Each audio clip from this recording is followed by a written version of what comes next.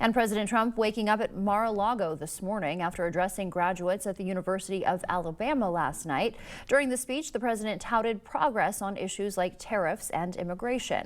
It capped a day of protests around the country against the president's policies. Taking a live look at the White House this morning, CBS News' Jared Hill reports on the growing fallout from a big shakeup of the president's national security team.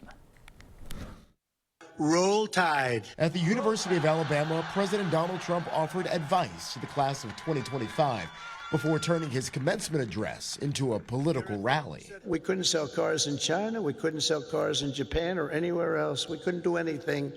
And all we're doing is we're doing it to them, but we're doing it much better. The message well received in the Ruby Red state, as across the country, thousands of people turned May Day rallies for workers' rights into protests against the president. The Constitution's being trampled on, and we need to take our rights back. Today, the administration is settling into two big shakeups.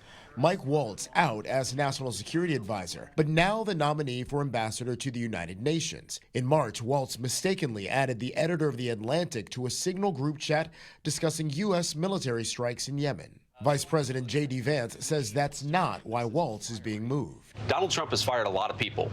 He doesn't give them Senate-confirmed appointments afterwards. What he thinks is that Mike Waltz is going to better serve the administration, most importantly, the American people in that role. Democrats argue the wrong official is leaving his post. I think there has to be accountability for the mistakes and the errors that have been made, but I think the Secretary of Defense ought to bear that responsibility. Secretary of State Marco Rubio now adds National Security Advisor to his growing list of interim roles.